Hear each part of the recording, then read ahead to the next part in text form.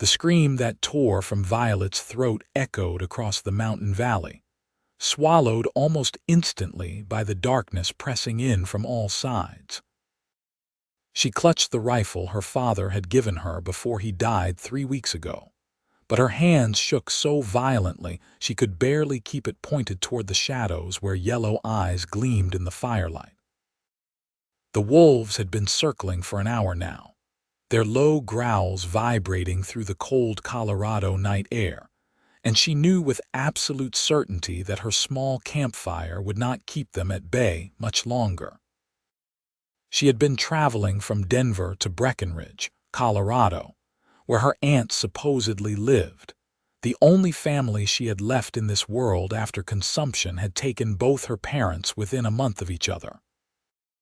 The year was 1876, and a woman traveling alone through the Rocky Mountains was foolish at best, deadly at worst.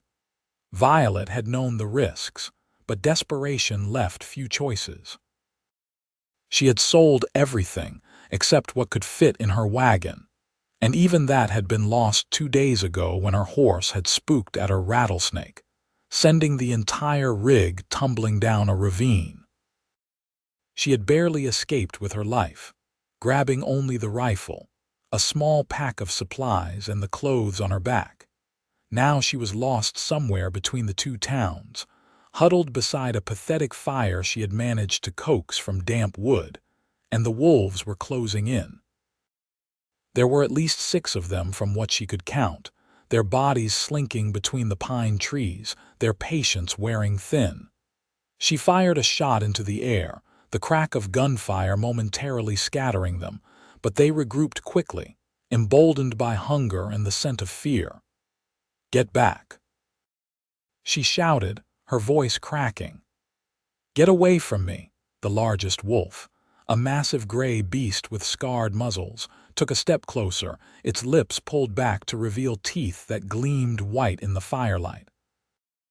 Violet raised the rifle again, but her hands were shaking so badly she doubted she could hit anything.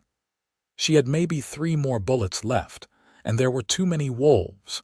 This was how she would die, she realized with a sinking horror. Alone on a mountainside, torn apart by wild animals, with no one to even know what happened to her. Tears streamed down her face as she fumbled with the rifle, trying to take aim at the lead wolf. The shot that rang out did not come from her gun. The lead wolf dropped instantly, a clean shot through the skull. The pack scattered, yelping and snarling, disappearing into the darkness. Violet spun around, her heart hammering so hard she thought it might burst from her chest. And there, emerging from the shadows like some figure from a legend, was the largest man she had ever seen. He stood well over 6 feet tall, with shoulders so broad they seemed to block out the trees behind him. Long, dark hair fell past his shoulders, tied back loosely with a strip of leather, and a thick beard covered the lower half of his face. He wore buckskin clothing that had seen hard use, and in his massive hands he carried a rifle that looked almost small against his frame. Muscles rippled beneath the worn leather as he moved, each step deliberate and confident. His eyes, even in the dim light, were a striking pale blue that seemed to see everything at once. "You all right, madam?" His voice was deep and rough, like gravel rolling down a mountainside, but there was something gentle in it that made Violet's knees nearly buckle with relief. Yes. Thank you." She could barely form words, her whole body trembling now that the immediate danger had passed. He moved closer to her fire, his eyes scanning the darkness surrounding them. Another wolf howled in the distance and his jaw tightened. "They will be back." That was their alpha, but the pack is still hungry and now they are angry. "We need to fortify this position." Violet managed to ask, her voice small. "I am not leaving a woman alone out here with wolves circling." He glanced at her then, really looked at her for the first time, and something flickered in those pale eyes.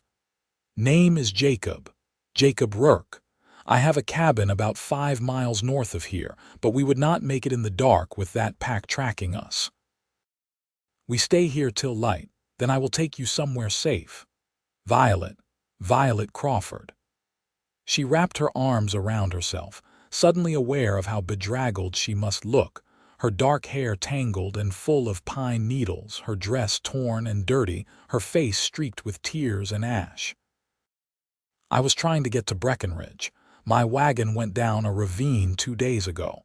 Jacob's expression darkened. 2 days? You have been out here alone for 2 days, she nodded, and to her mortification, fresh tears spilled down her cheeks. I did not know what else to do.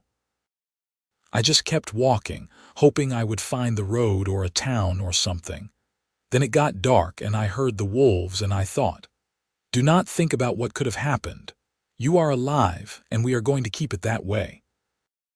His voice was firm, brooking no argument, and something about his absolute confidence made Violet believe him. He set to work immediately, gathering larger pieces of wood and building up the fire until it blazed high and hot. Then he constructed a rough barrier using fallen branches and stones, creating a semicircle around their position with the fire at the center. Violet watched him work, amazed at how quickly and efficiently he moved despite his size. Every motion was purposeful, wasting no energy, the actions of a man who had survived in these mountains for a long time. "How did you find me?" she asked as he settled down across the fire from her, his rifle laid across his lap, his eyes constantly scanning the darkness. "Heard your first shot about 2 hours ago. I was checking my trap lines up on the ridge. Took me a while to track you down in the dark." He reached into a pack at his side and pulled out some dried meat, offering it to her. "When did you last eat?" Violet's stomach growled at the sight of food. "Yesterday morning. I had some hardtack, but I dropped my pack running from a bear yesterday afternoon." "A bear and wolves. You have had quite the journey, Miss Crawford." There was no mockery in his voice, only a grim understanding. He handed her several pieces of the dried meat and a canteen of water. "Eat slowly. Your stomach will not appreciate it if you rush." She did as he instructed, the food tasting better than anything she could remember. As she ate, she studied him more carefully. He looked to be perhaps 28 or 30 years old, though life in the mountains might have made him appear older than he was. There was a hardness to him, a wariness in how he held himself, but when his eyes met hers across the fire, she saw something else there too. Kindness, perhaps. Or at least decency. "You live up here year-round?" she asked, wanting to fill the silence with something other than the distant howling of wolves. "For the last 6 years. I trap mostly, sell the furs in Breckenridge and Denver when I need supplies. It is a solitary life, but it suits me." He paused, then added, "Or it did." "What changed?" He was quiet for a long moment, his eyes distant. "War changed everything, Miss Crawford. I came back from fighting for the Union in '65 and I could not stomach being around people anymore. Too much noise, too many memories." Mountains are quiet. They do not ask questions or expect things from you. Violet recognized the pain in his words. Her father had been the same way after he returned from the war, distant and haunted until the day he died. "My father fought too. He never talked about it, but sometimes at night I would hear him shouting in his sleep. The war follows some of us no matter how far we run." Jacob shifted, adding another log to the fire. "But enough about old ghosts. What is in Breckenridge for you? Family, an aunt supposedly."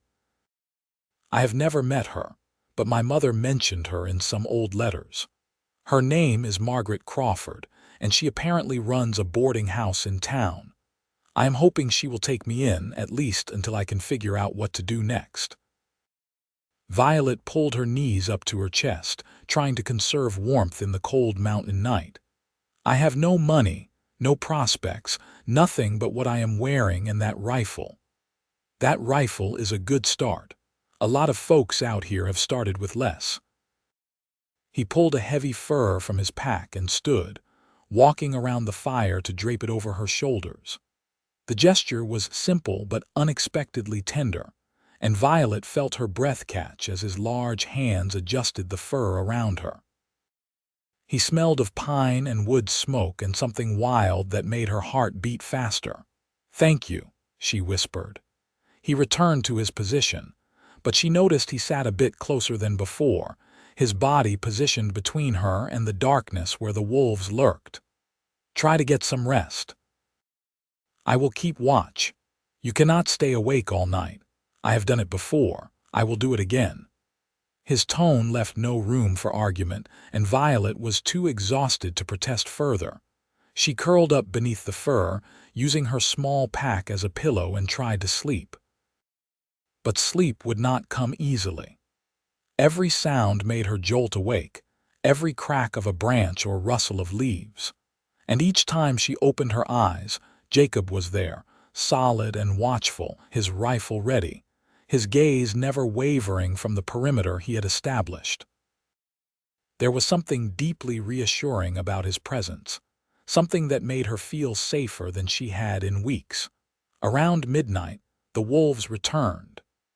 Violet heard them before she saw them, their paws padding softly through the underbrush, their low growls rumbling through the darkness. She sat up quickly, her heart racing, but Jacob merely shifted his grip on his rifle. "Stay behind me," he said quietly, "and keep your rifle ready just in case." The wolves emerged from the tree line, at least 5 of them now, their eyes glowing in the firelight. They were cautious without their alpha, but desperation drove them forward. The largest of the remaining wolves, a lean female with a torn ear, paced back and forth just beyond the barrier Jacob had built, testing for weaknesses. Jacob raised his rifle slowly, taking careful aim. "I do not want to kill you," he said, as if the wolf could understand. "But I will protect her. Back away now and find easier prey." The wolf snarled, taking another step forward. Jacob fired, the bullet kicking up dirt inches from the wolf's paws. The animal yelped and jumped back, and Jacob quickly reloaded, firing another warning shot. This time, the message seemed to get through. The female wolf growled once more, a sound of frustration rather than threat, then turned and melted back into the darkness. The rest of the pack followed, their retreat marked by the fading sound of paws on forest floor. "Will they come back?" Violet asked, her voice shaking. "No, they have lost their nerve. We will be safe until morning." Jacob lowered his rifle but kept it close. "You should really try to sleep now, Miss Crawford. You are safe, I give you my word." And somehow, despite everything, Violet believed him. She lay back down, pulling the fur tight around her, and this time when she closed her eyes, sleep came quickly. She woke to birdsong and pale dawn light filtering through the pine trees. For a moment, she could not remember where she was, and then it all came rushing back. The wolves, the terror, and Jacob Rourke. She sat up quickly, looking around, and found him still in his position across the fire, though his eyes were closed and his breathing was deep and even. Even in sleep, he somehow looked alert, as if he could wake at the slightest sound. Violet took the opportunity to really look at him in the growing light. He was, without question, the most physically imposing man she had ever encountered. His arms, crossed over his chest as he slept, were thick with muscle, and his shoulders strained against the buckskin shirt he wore. But there was something about his face, softened slightly in sleep, that suggested a gentleness beneath all that raw strength. His hair, now that she could see it properly, was a deep brown shot through with lighter strands from the sun, and his beard was neatly trimmed despite his isolation. As if sensing her scrutiny, his eyes opened, instantly alert. "Morning, Miss Crawford. How did you sleep?" "Better than I should have, considering everything. Did you sleep at all?" "A few hours before dawn. That is all I need." He stood, stretching, and Violet had to look away from the way his muscles moved beneath his clothes.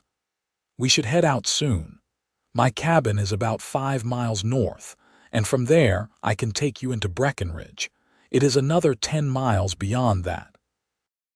"I do not want to be a burden to you," Violet said quickly, though the thought of being left alone again filled her with dread.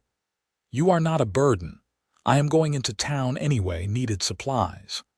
He kicked dirt over the fire, efficiently erasing signs of their camp.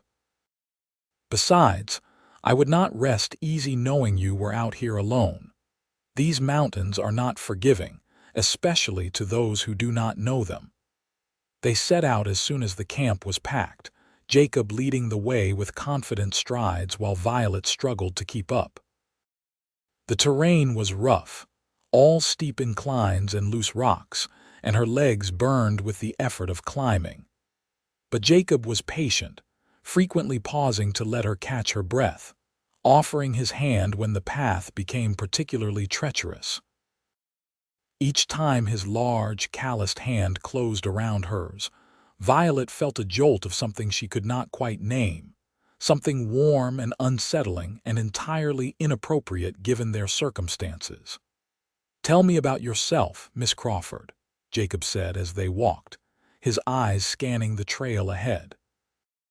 "You said your parents passed recently. I am sorry for your loss." "Thank you. It was the consumption. First my mother, then my father a few weeks later. I think he gave up after she died. They had been married for 23 years. Violet's throat tightened with grief. "I am their only child. I was born late in their marriage, somewhat of a surprise. They were good people, hardworking. We had a small farm outside Denver, but without them I could not keep it running. I had to sell everything just to pay their debts. That is hard, losing your parents and your home all at once." His voice was sympathetic, and when he glanced back at her, his eyes were soft. "How old are you, if you do not mind my asking?" 22, and you?" 29. Been on my own since I was 18, aside from the war years." He held back a branch so she could pass without being hit. "No family left to speak of. Parents died when I was young, fever took them both. I was raised by my uncle until he died right before the war started. Then it was just me. That must have been lonely. It was what it was. You survive, you keep moving, you do not look back." But there was a sadness in his voice that suggested he had looked back more than he cared to admit. They walked in companionable silence for a while, the only sounds their footsteps and the morning chorus of birds. Violet found herself stealing glances at Jacob when she thought he was not looking, fascinated by the way he moved through the wilderness with such ease and grace despite his size. He was utterly in his element here, reading signs in the forest that she could not even see, navigating by instinct and experience. "There," he said suddenly, pointing ahead. "My cabin." Violet looked and saw a small but sturdy structure nestled in a clearing surrounded by tall pines. It was built from rough-hewn logs, with a stone chimney and a covered porch. Neat stacks of firewood lined one wall, and animal pelts were stretched on frames nearby, drying in the sun. It was rustic and simple, but there was something appealing about it, something that spoke of a man who took pride in his work and his home. "It is not much," Jacob said, almost apologetically, "but it is solid and warm and keeps the weather out." "It is wonderful," Violet said honestly. After 2 days of terror and exposure, the cabin looked like a palace to her. Inside was a single room, but it was well organized and surprisingly clean. A large bed occupied one corner, covered with thick furs. A wooden table and 2 chairs sat near the stone fireplace, and shelves lined the walls, holding supplies and tools.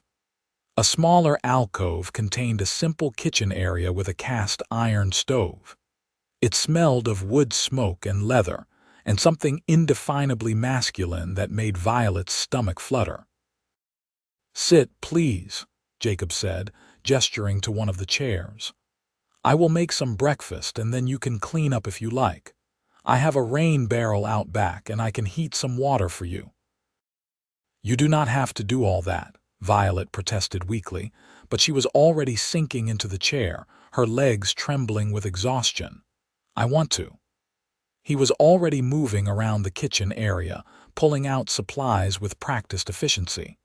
"You have been through an ordeal. The least I can do is offer you a hot meal and a chance to wash." He cooked quickly, frying salt pork and eggs in a heavy skillet, toasting bread over the fire. The smell made Violet's mouth water, and when he set a full plate in front of her, she nearly wept with gratitude. They ate in silence, but it was a comfortable silence, the kind that forms between people who have shared something difficult together. After breakfast, Jacob was true to his word, heating water and showing her the small washing area behind the cabin. He even produced a clean shirt and a pair of trousers, far too large for her but clean and warm. "They were my uncle's," he explained. "I know they are not proper ladies' clothing, but they are better than what you have on now. I will wash your dress while you rest, and it should be dry by the time we head to town tomorrow." "Tomorrow?" Violet asked, surprised. "I thought we were going today." "It is too late in the day to make it there and back before dark, and you need rest. We will go first thing in the morning." His tone suggested this was not up for debate. "You can take the bed tonight. I will sleep on the floor." "I cannot take your bed. This is your home. And you are my guest. I will not have you sleeping on the floor. End of discussion, Miss Crawford." But he smiled as he said it, softening the command. Violet washed in privacy, the warm water feeling like a luxury she had almost forgotten. She scrubbed away days of dirt and fear, washing her hair as best she could and braiding it while it was still damp. Jacob's uncle's clothes were absurdly large on her, the shirt hanging nearly to her knees and the trousers requiring a belt pulled tight to stay up. But they were soft from wear and smelled of sunshine and soap. When she emerged, Jacob's eyes widened slightly, and something flickered across his face too quickly for her to identify.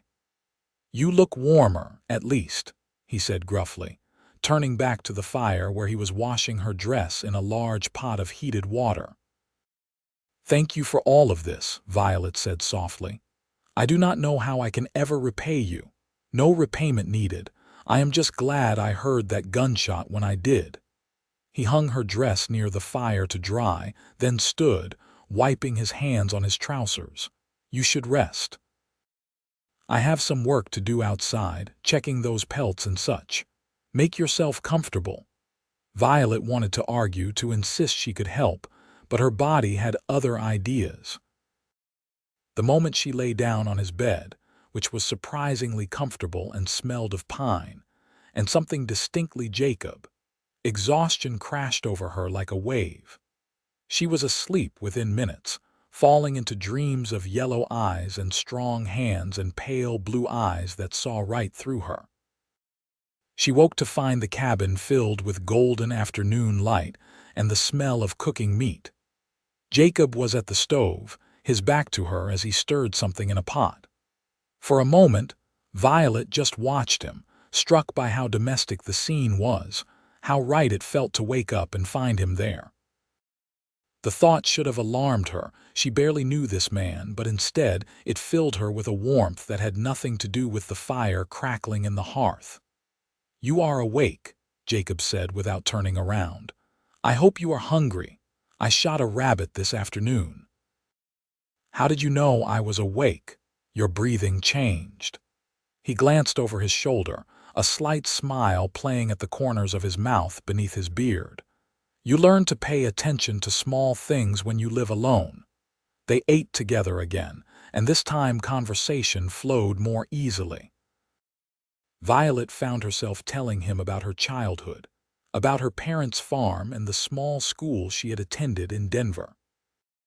Jacob, in turn, shared stories of his life in the mountains, of close calls with bears and mountain lions, of winters so harsh he could not leave the cabin for days at a time, of the stark beauty of these peaks and valleys that had become his home.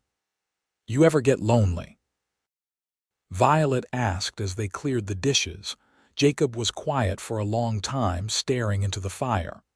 "Yes," he finally admitted, "more than I care to confess, but loneliness seemed better than the alternative, at least until now." "What changed?" Violet asked, though she thought she might already know the answer.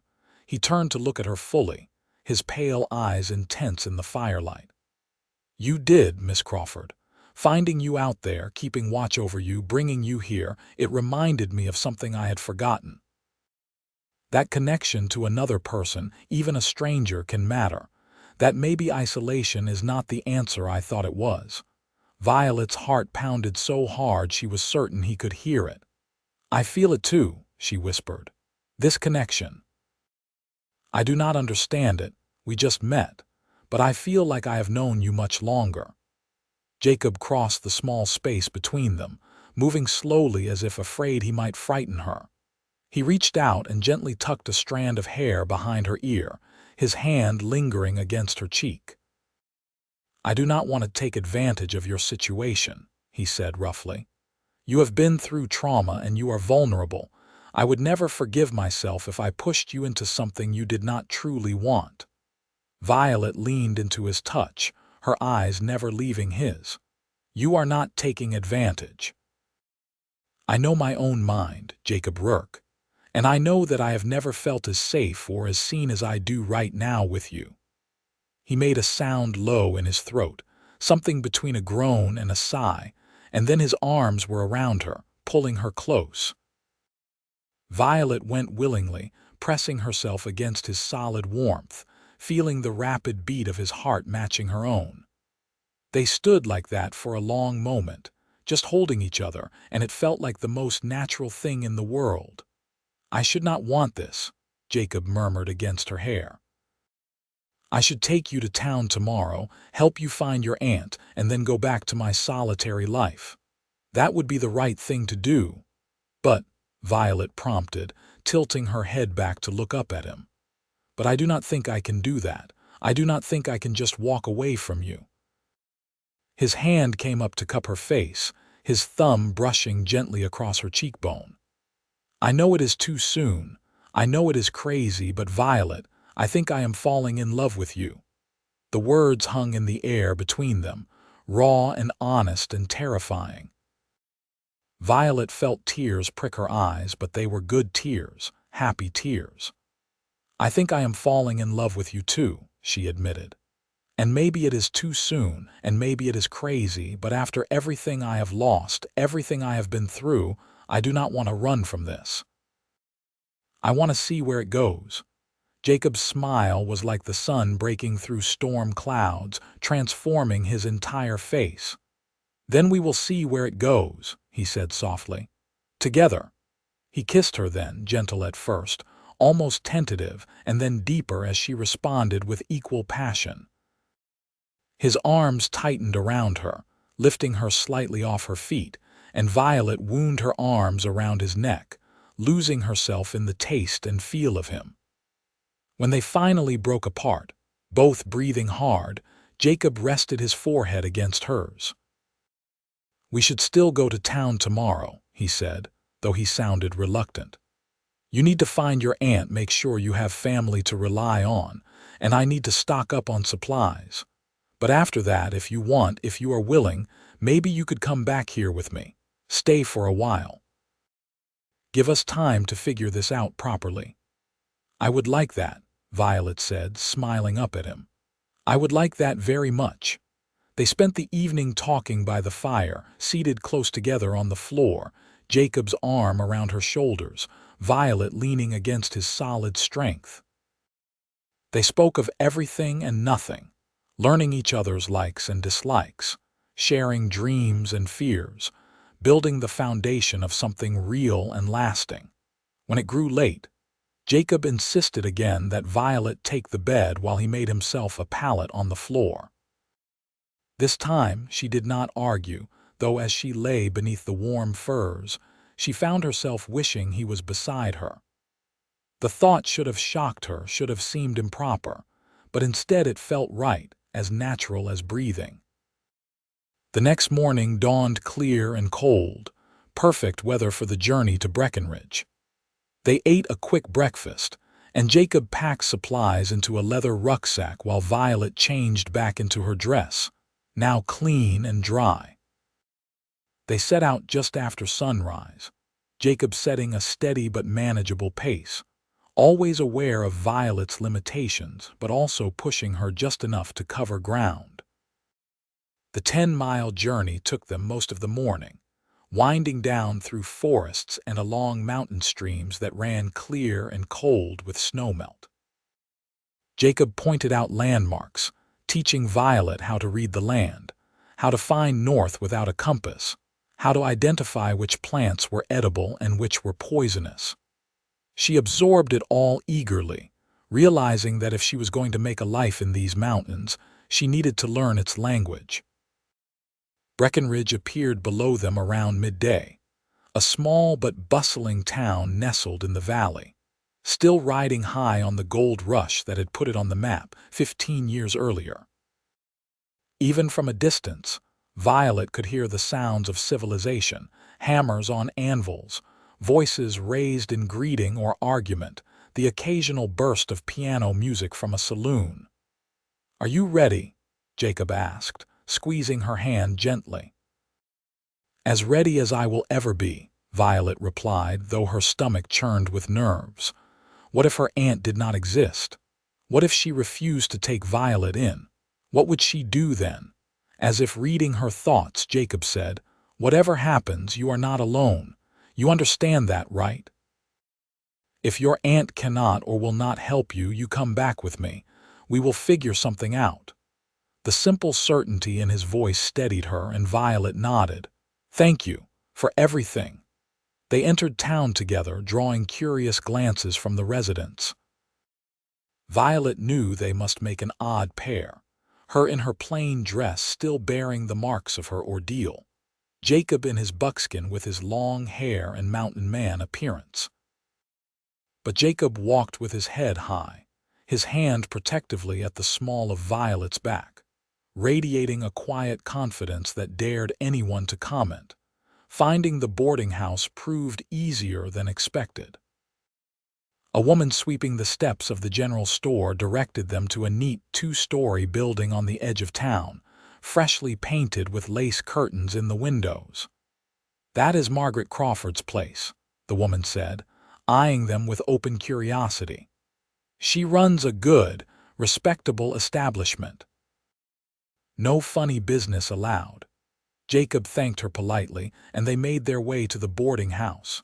Violet's hands shook as she knocked on the door, and Jacob stood close behind her, a reassuring presence.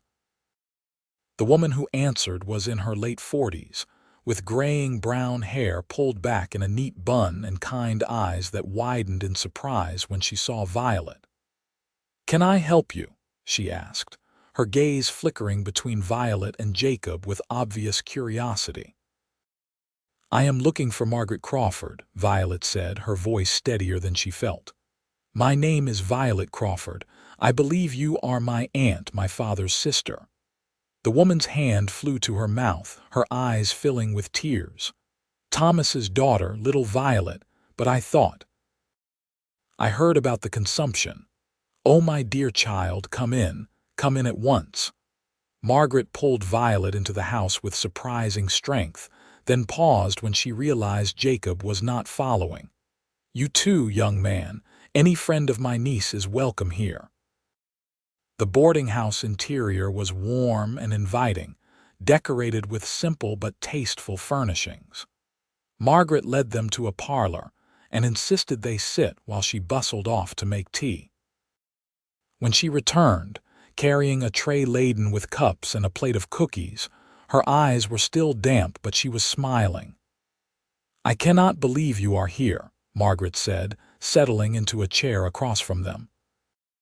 "I wrote to your mother years ago, after your grandfather died, trying to mend the rift in the family. She wrote back once, telling me about you, but then I never heard from her again. I assumed they wanted nothing to do with me. I do not think my mother had many opportunities to write letters, Violet said gently.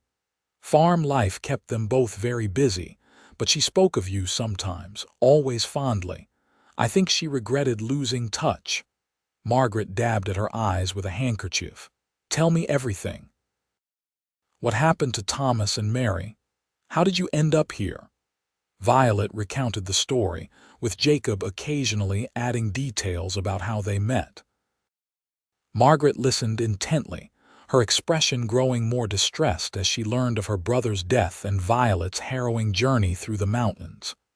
You poor dear, Margaret said when Violet finished. To lose so much and then nearly die out there.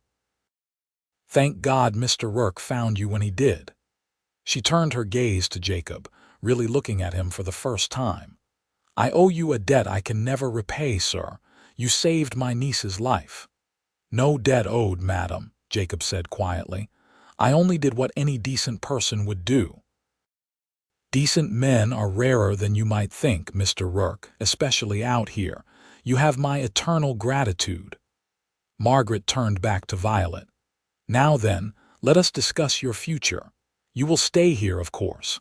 I have a small room on the second floor that will be perfect for you.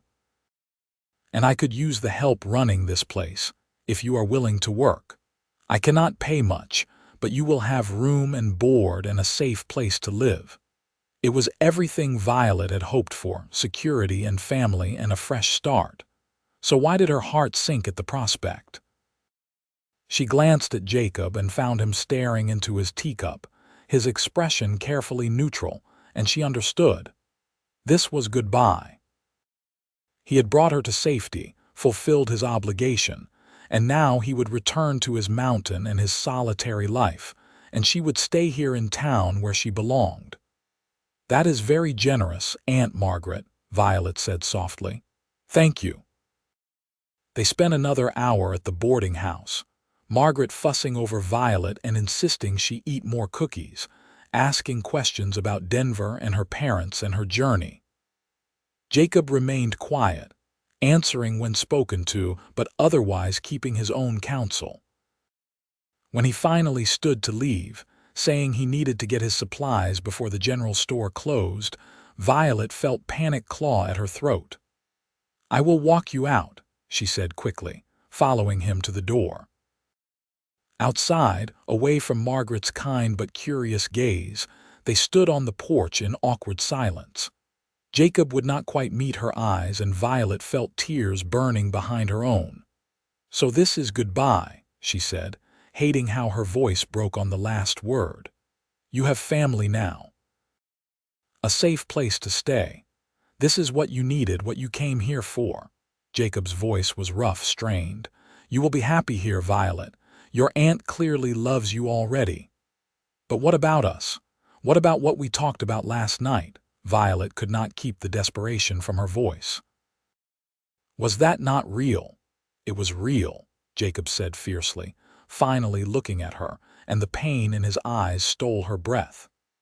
It was the most real thing I have felt in years, but I cannot ask you to give up safety and family for a hard life in the mountains with a man you have known for 2 days.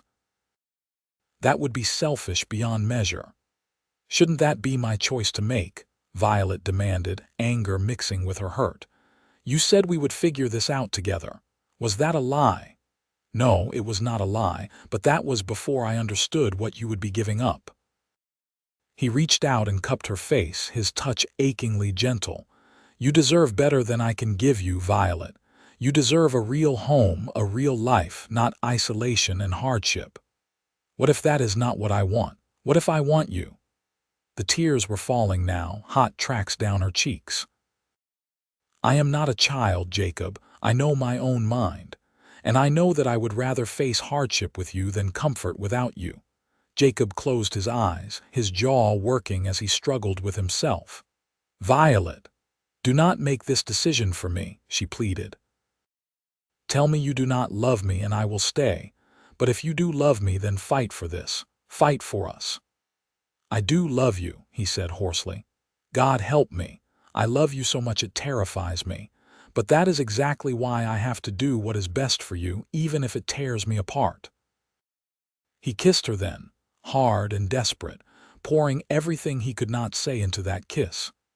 Then he pulled away, turned on his heel and walked down the steps without looking back. Violet watched him go, tears streaming down her face, her heart breaking with every step he took away from her. Margaret found her still standing on the porch 10 minutes later, staring at the empty street. "Oh, my dear," her aunt said softly, wrapping an arm around Violet's shoulders. "Come inside. Let us get you settled and we can talk about whatever is troubling you." The room Margaret gave her was small but comfortable, with a real bed and a window overlooking the mountains. Violet unpacked her few belongings, her movements mechanical, her mind far away. She kept replaying Jacob's words, trying to understand how they had gone from confessing their love to saying goodbye in less than a day. That night, she lay in bed staring at the ceiling, unable to sleep. The room was too quiet, too warm, too safe. She found herself missing the crackle of a campfire and the sound of Jacob's steady breathing, the weight of his presence that had made her feel protected and cherished. The bed was too soft, the walls too close. Everything about this life felt wrong, even though it was exactly what she had thought she wanted. The next few days passed in a blur. Margaret was endlessly kind, introducing Violet to the other boarders and showing her the routines of running the establishment. The work was not difficult, mostly cooking and cleaning and managing supplies, and Violet threw herself into it with desperate energy, trying to outrun the ache in her chest.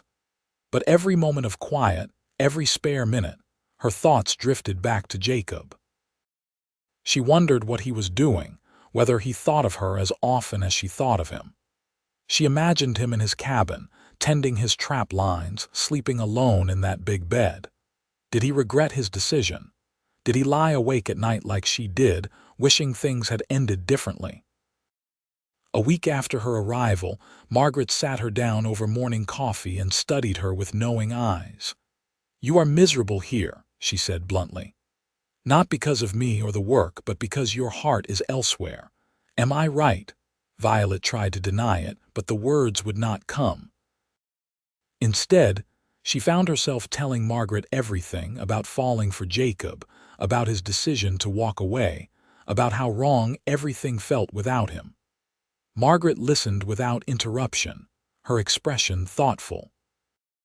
When Violet finally fell silent, her aunt reached across the table and took her hand. "Your father was the same way," she said softly. "Stubborn as a mule, always thinking he knew what was best for everyone else. It drove your mother crazy in the early days of their courtship. He kept trying to push her away, insisting she deserved better than a poor farmer's son. But your mother was having none of it. She told him in no uncertain terms that she would decide what she deserved, thank you very much, and what she wanted was him." "What happened?" Violet asked, hope blooming in her chest. She showed up at his farm, packed and ready to work beside him whether he liked it or not. Told him she did not need rescuing or protecting, she needed a partner. And if he could not see that, then he was a fool. Margaret smiled. It took him about 5 seconds to realize he was being an idiot. They were married a month later. Violet felt a smile tugging at her own lips, the first genuine one since Jacob had walked away. "Are you saying I should go after him?" "I am saying that love does not come around often in this life, and when it does, you should not let pride or fear or misguided nobility get in the way." Margaret squeezed her hand. "You are welcome here for as long as you want to stay, Violet. This will always be a home for you.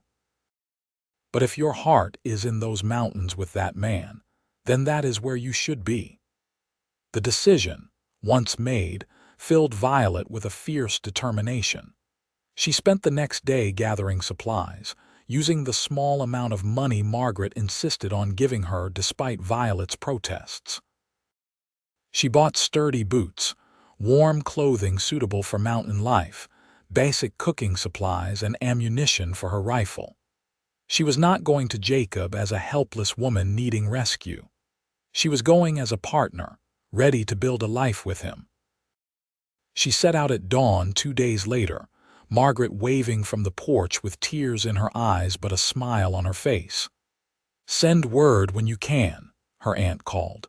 "And bring that young man to visit. I want to get to know my nephew properly." The journey back to Jacob's cabin was longer than Violet remembered, and harder without his guidance.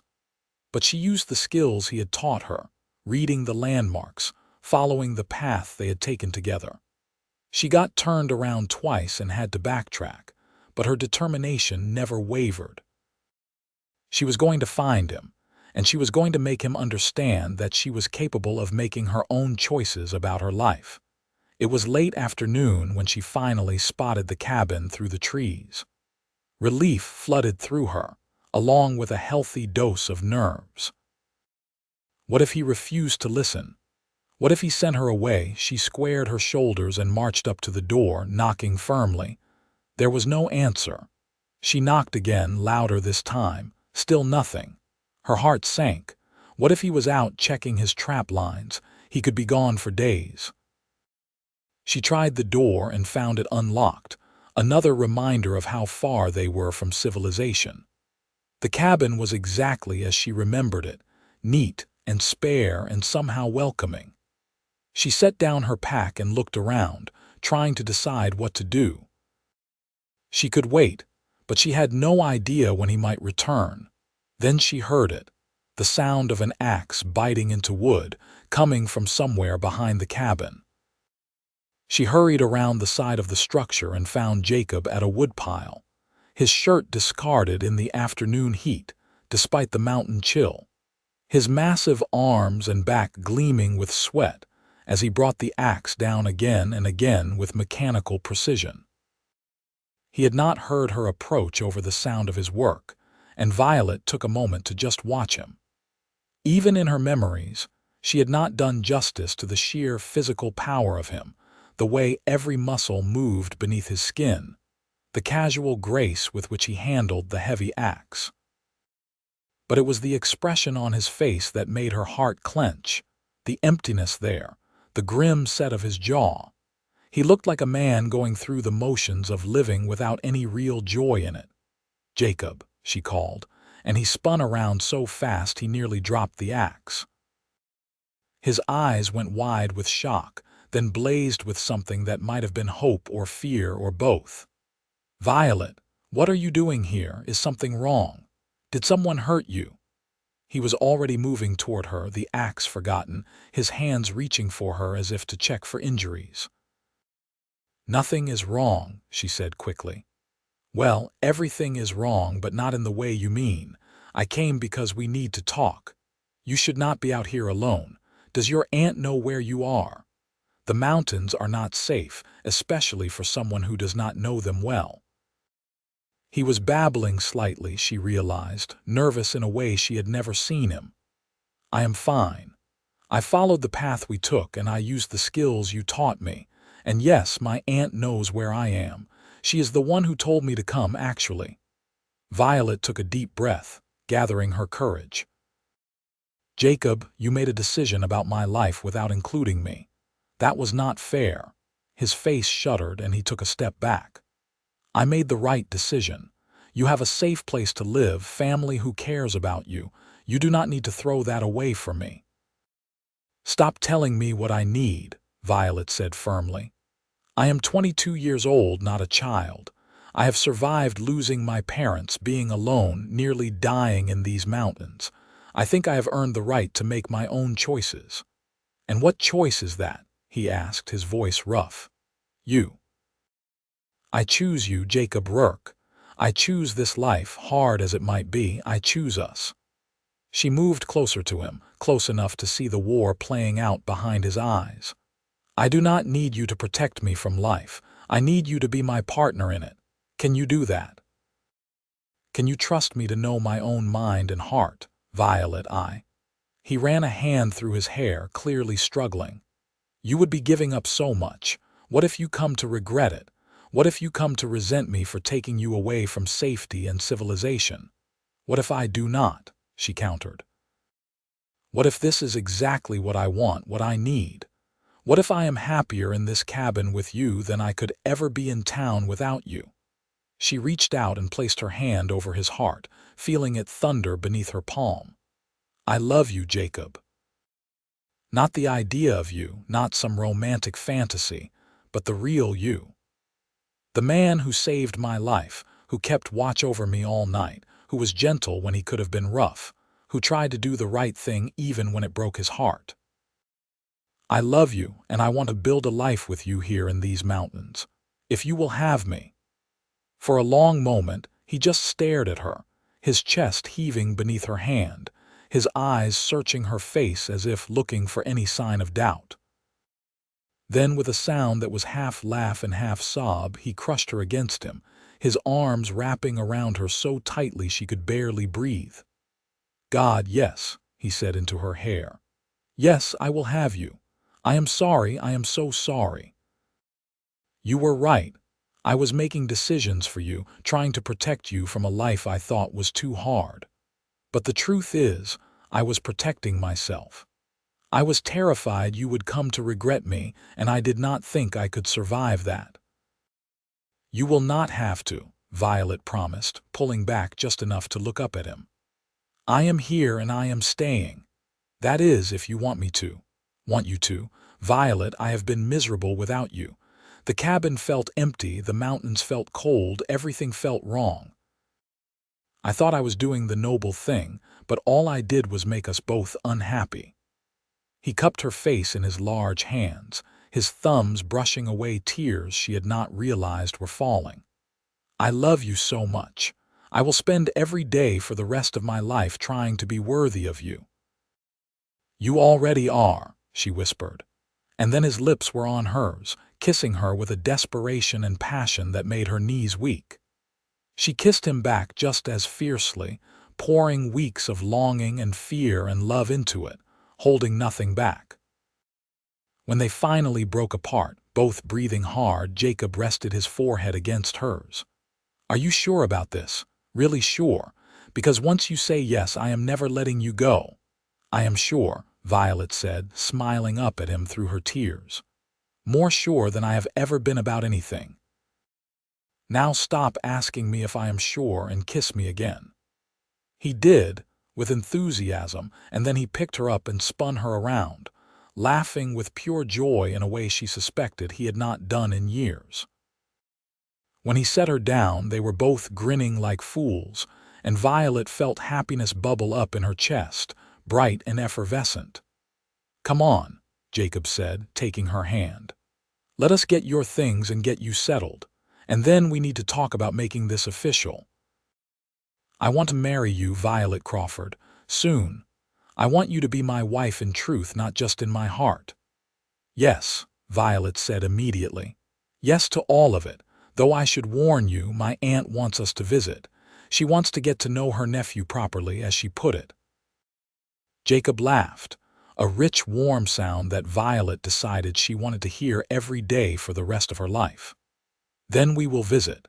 Family is important, even for a mountain man who thought he wanted to be alone forever. They spent the rest of that day and evening talking, making plans for their future. Jacob wanted to take her to Breckenridge the following week to find a preacher and make their union legal. In the meantime, he would teach her everything he knew about surviving in the mountains, about hunting and trapping and reading the weather. Violet shared her own knowledge of cooking and preserving food, of managing supplies and keeping a home running smoothly. We will make a good team, Jacob said as they sat by the fire that night, Violet tucked against his side with his arm around her. Your skills and mine together, we can build a real life up here. What about winter? Violet asked. You said sometimes you could not leave the cabin for days. Will we have everything we need? I always stock up heavily before the first snow, and now I will have even more motivation to make sure we are prepared. I will not let you suffer because of my choices." He pressed a kiss to the top of her head. "Though I warn you, winters here can be brutally hard. Long, dark days, deep snow, temperatures that can kill in minutes. We will be isolated, just the two of us, for months at a time." "Good," Violet said simply. "I could use some peace and quiet after the year I have had. And I cannot think of anyone I would rather be isolated with." That night, Jacob insisted Violet take the bed again while he prepared to sleep on the floor, but she caught his hand as he started to move away. "Stay," she said softly. "I do not mean. I just want you close. I spent too many nights alone this past week, missing you. Please." He hesitated for only a moment before nodding. "All right. But I sleep on top of the furs and you stay properly beneath them. I will not compromise your virtue, Violet, not until we are properly married." "You are surprisingly old-fashioned for a mountain man," she teased, but she was touched by his respect for her. "I want to do this right," he said seriously. "You deserve that." They lay down together, Violet beneath the furs and Jacob on top, his arms stretched across her waist. It was innocent and chaste, and somehow more intimate than anything Violet had ever experienced. She fell asleep to the sound of his breathing and woke the next morning to find they had shifted in the night, her back pressed against his chest, his arm still holding her close. It felt perfect, like coming home. The next week was a whirlwind of activity. Jacob took her on daily excursions, teaching her the skills she would need to survive mountain life. She learned to shoot accurately, to identify edible plants, to read tracks and sign. She learned to skin and butcher game, to cure meat and tan hides. It was hard work, physically demanding, and Violet fell into bed exhausted every night. But she was also happier than she had been in months, maybe years. Jacob was a patient teacher, quick to praise her successes and gentle when correcting her mistakes. And every evening, they would sit by the fire and talk, learning more about each other, building the foundation of their life together. They spoke of their hopes and dreams, of the children they might have someday, of growing old together in these mountains they both loved. Finally, the day came to travel to Breckenridge. They set out early, making good time, and arrived in town by mid-afternoon. Their first stop was Margaret's boarding house, where Violet's aunt greeted them with enthusiasm and immediately pulled Jacob into a bone-crushing hug that left him looking stunned. "Welcome to the family, Jacob Rourke," Margaret said firmly. "Now, you two need a preacher, and I know just the man. Reverend Thomas owes me a favor, so he will fit you in today if you are willing." "Today?" Violet asked, surprised. "Unless you want to wait," Margaret raised an eyebrow. "Though I warn you, I have already told half the town that my niece is getting married to the mountain man who saved her life. You will have quite the audience." And she was right. When they arrived at the small church at the edge of town, they found at least 30 people waiting, townspeople Violet had never met but who apparently loved a good love story. The Reverend, a kind-faced man in his 60s, smiled warmly at them. "I heard about your adventures," he said to Violet. "The Lord works in mysterious ways, bringing two souls together through trial and tribulation. I would be honored to marry you." The ceremony was simple but heartfelt. Jacob, cleaned up and wearing a new shirt Margaret had somehow procured, looked impossibly handsome despite his obvious discomfort at being the center of attention. Violet wore a simple blue dress, also courtesy of Margaret, and carried a bouquet of wildflowers one of the townswomen had pressed into her hands. When the Reverend asked if Jacob would take Violet as his wife, his voice rang out clear and strong. "I will. Today and every day for the rest of my life." And when it was Violet's turn, she looked into those pale blue eyes that had first seen her in her darkest moment and said, "I will.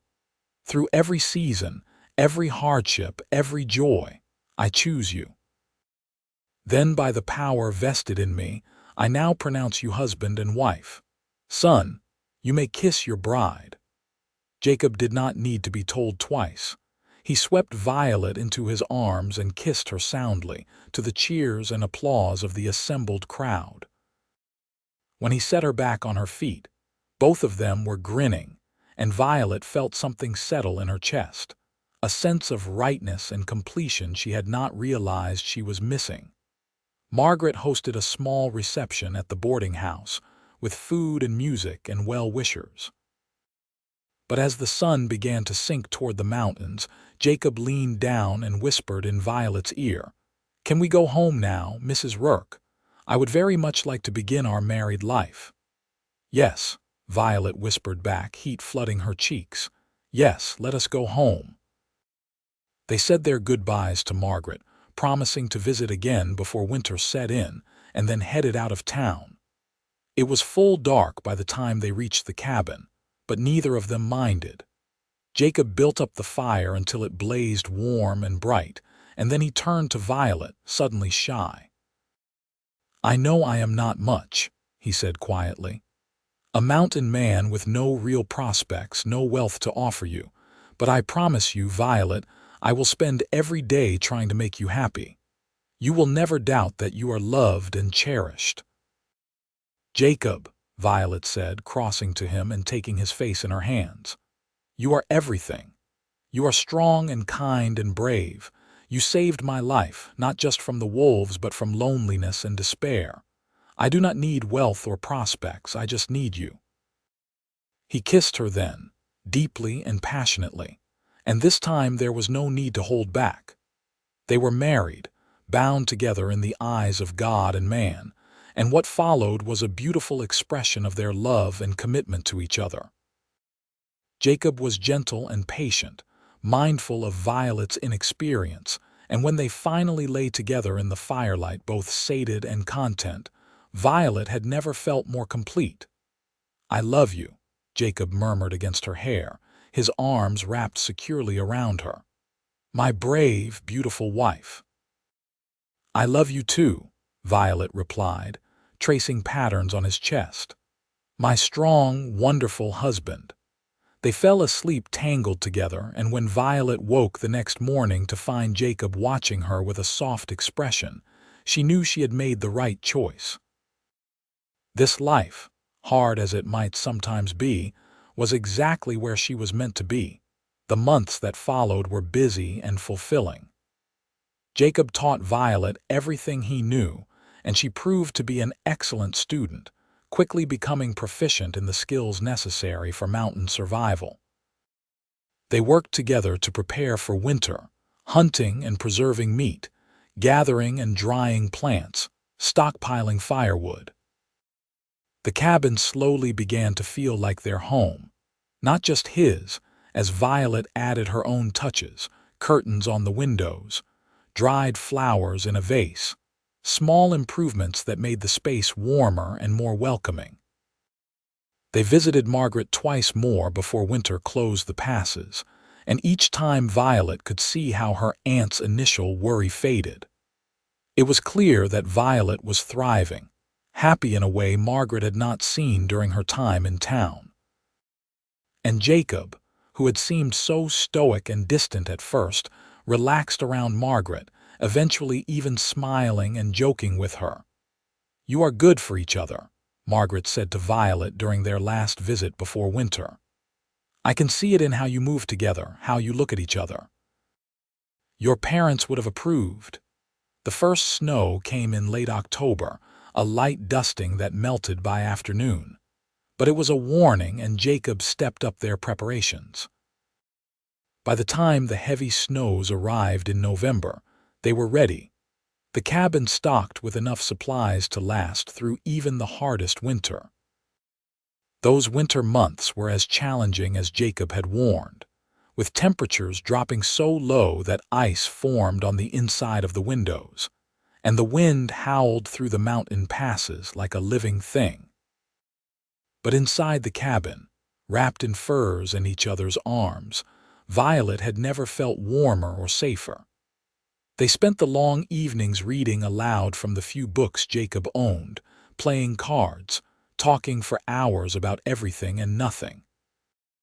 And slowly, carefully, they began to build not just a marriage but a true partnership. They learned each other's habits and quirks, their strengths and weaknesses. They had their first argument, a silly thing about how to properly stack firewood, and learned how to fight fair and forgive quickly. They supported each other through hard days and celebrated small victories together. In late December, as they lay together on Christmas Eve, Violet told Jacob she thought she might be with child. The joy on his face was almost painful in its intensity. "Are you sure?"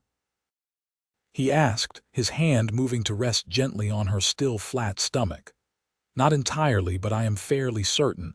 I have missed my courses twice now." She covered his hand with her own. "Are you happy?" "Happy, Violet. I am terrified and thrilled and overwhelmed all at once." He pulled her close, his voice thick with emotion. "A child, our child, I cannot quite believe it." "You will be a wonderful father," Violet said softly. "Strong and patient and kind, everything a child could need." "I hope so. I want to give our children everything I never had, a real home, two parents who love each other, safety and security." He pressed a kiss to her forehead. "Thank you for this gift, for choosing this life with me." "Thank you for being brave enough to let me," Violet replied. The winter seemed to stretch on forever, but finally spring arrived. The snow melting into rushing streams, wildflowers blooming across the meadows.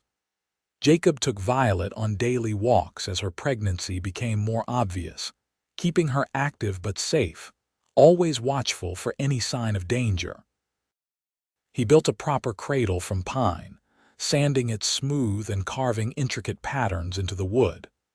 Violet sewed tiny clothes and blankets, her heart swelling with anticipation. In early May, they made the journey to Breckenridge to see Margaret and arrange for a midwife. The older woman was delighted by the news, already planning to come stay with them when Violet's time drew near.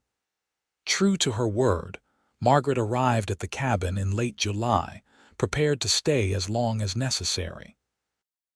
"I am not leaving until this baby is safely born and you are both recovered," Margaret announced.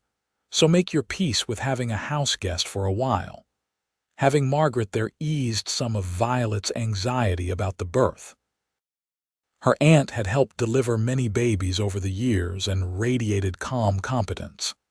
And when the pains started one hot August night, Margaret took charge with brisk efficiency, while Jacob paced outside the cabin, looking utterly terrified. "You would think he was the one giving birth," Margaret joked during a lull in the contractions, trying to keep Violet's spirits up. "He is just worried," Violet gasped. "He hates not being able to help." "Men always do," Margaret said, "but this is one thing we women must handle ourselves." The labor was long and difficult, lasting through the night and into the next day. But finally, as the sun reached its peak, Violet gave one final push and heard the most beautiful sound in the world, her baby's first cry. "A boy," Margaret announced, placing the squirming infant on Violet's chest. A big, healthy boy with a fine set of lungs. Violet looked down at her son, awed by the tiny, perfect face, the small hands already grasping at air. "He is beautiful," she whispered. "Jacob, come meet your son." The door burst open and Jacob rushed in, his eyes wild until they landed on Violet and the baby. Then his expression softened into something Violet had no words for, a combination of love and wonder and fear so profound it brought tears to her eyes. "A boy?" he asked hoarsely, approaching slowly as if afraid he might break something. "A boy," Violet confirmed, shifting so he could see better. "Would you like to hold him?" Jacob's hands shook as he reached out, but once the baby was in his arms, something clicked into place. He cradled his son with surprising gentleness for such a large man, his eyes never leaving the tiny face. "Hello, little one," he murmured. "I am your papa. I have been waiting to meet you." The baby's eyes fluttered open, unfocused but searching, and Jacob made a sound that was half laugh, half sob. "He is perfect. Violet, he is absolutely perfect." They named him Thomas, after Violet's father, with James as his middle name for Jacob's uncle. Little Thomas proved to be a content baby, eating well and sleeping in stretches that allowed his exhausted parents to rest. Margaret stayed for 2 weeks, helping with the baby and the household chores until she was satisfied that Violet had recovered, and they had settled into a routine. "You have made a good life here," Margaret said on the morning she prepared to leave. "I am proud of you, Violet, and you too, Jacob. You have built something real and lasting." "Thank you for everything," Violet said, embracing her aunt. "For taking me in, for supporting us, for helping bring Thomas into the world. We could not have done this without you." "Nonsense. You two are stronger than you know, but I expect regular visits once the weather allows." Margaret kissed her cheek. "And I want to meet any other grandnieces or nephews that might come along." After Margaret left, Jacob and Violet fell into the rhythms of their new life as parents. It was exhausting and challenging, but also filled with moments of profound joy. Thomas's first smile, his first laugh, watching him grow and change day by day. Jacob was a devoted father, patient and gentle with his son, singing him old songs and telling him stories, carrying him in a sling while he did his daily chores. The seasons turned, summer giving way to fall and then another winter. When Thomas was 18 months old, Violet discovered she was pregnant again, and this time when she told Jacob, his reaction was pure joy with no trace of the fear from the first time. "Another one," he said, grinning widely. "Thomas will have a brother or sister. This is wonderful." Their daughter arrived the following spring, an easier birth than the first. She had Jacob's pale blue eyes and Violet's dark hair, a perfect combination of them both. They named her Sarah, and Thomas was immediately enchanted with his baby sister, wanting to help with everything. The years passed in a blur of happiness and hard work. Jacob expanded the cabin, adding another room for the children and improving the overall structure. Violet started a garden, growing vegetables and herbs to supplement their diet of game and preserved foods. They visited Margaret regularly, and she visited them, delighting in her growing family. When Thomas was 5 and Sarah was 3, Violet gave birth to twins, 2 boys they named Andrew and Matthew. The cabin was suddenly full of noise and chaos and laughter, and while the work was harder than ever, Jacob and Violet had never been happier. "4 children," Jacob said one night as they lay in bed, exhausted but content. "When I saved you from those wolves 7 years ago, I never imagined my life would look like this." "Do you regret it?" Violet asked, though she already knew the answer. "Not for a single second. You and these children, this life we have built, it is more than I ever thought I deserved." "You made me believe in happiness again, Violet. You saved me just as much as I saved you that night." "We saved each other," Violet corrected, snuggling against him. "And we built this life together, every part of it." The children grew, thriving in the mountain air. Jacob taught them to hunt and track and survive in the wilderness, while Violet taught them to read and write and do arithmetic. They were wild and free in a way that town children never could be, but they were also loved and secure, knowing their parents would always be there to protect and guide them.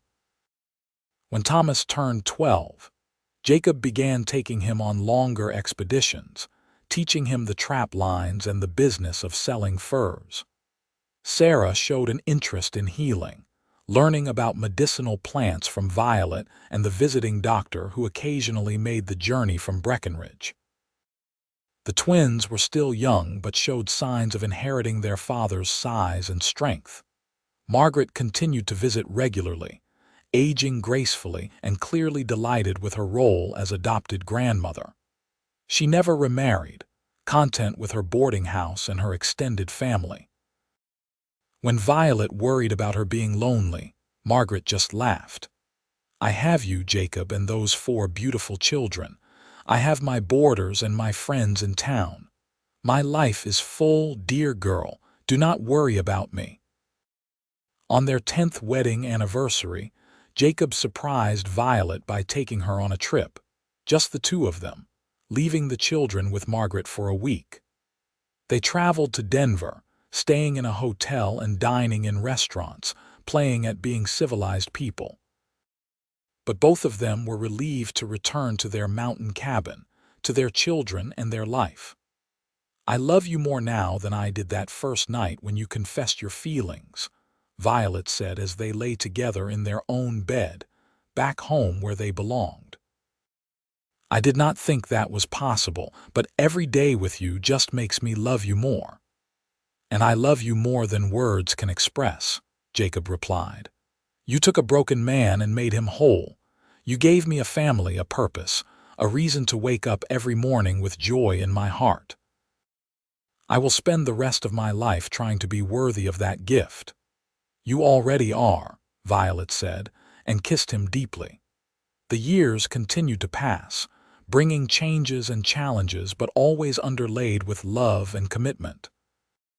When Thomas was 16, he announced he wanted to follow in his father's footsteps, becoming a trapper and mountain man himself.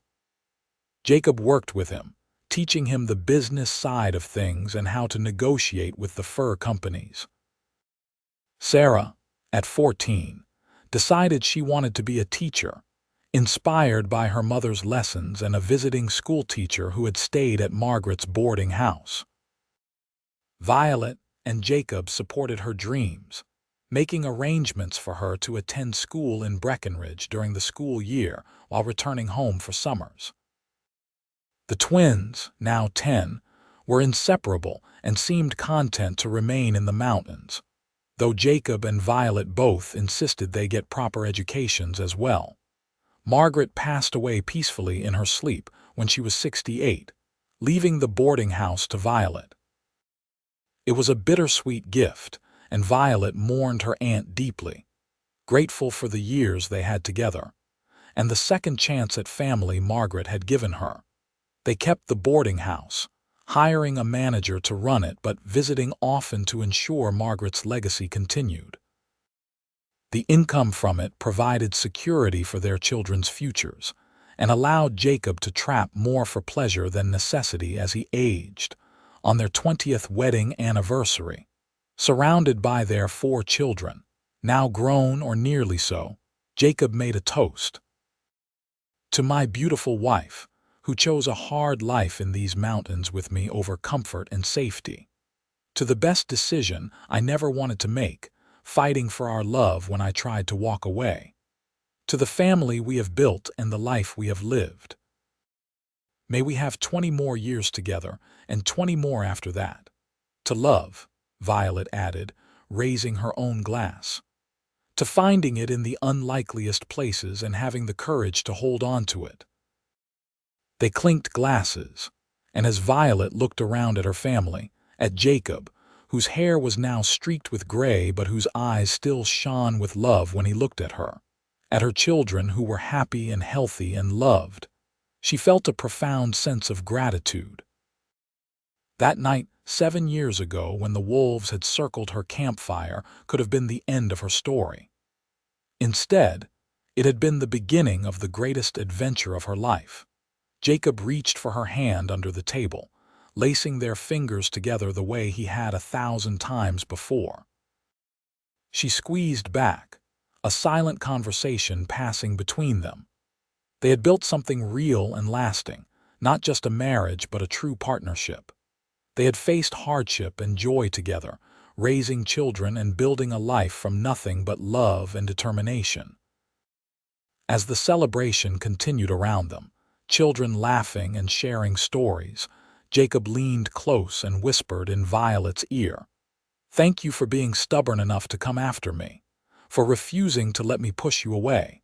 You made me the man I am today." "Thank you for staying through the night," Violet whispered back, referencing that first terrifying evening when he had appeared out of the darkness like an answer to a prayer. "For protecting me, for loving me, for building this beautiful life with me." "Always," Jacob promised. "For all the years we have left, for all the adventures still to come, I will always stay. You and me, Violet, until the very end." "Until the very end," she agreed and sealed the promise with a kiss. The mountain man and the woman he had saved from the wolves lived out their days in those beloved mountains, growing old together, welcoming grandchildren, and never once regretting the choice they had made to build a life together. And when they were both very old, sitting on the porch of their expanded cabin watching the sun set over the peaks they had called home for over 50 years, Jacob still reached for Violet's hand, and she still took it without hesitation. Their love as strong and sure as it had been that night when he had arrived with his rifle and stayed until light, changing both their lives forever.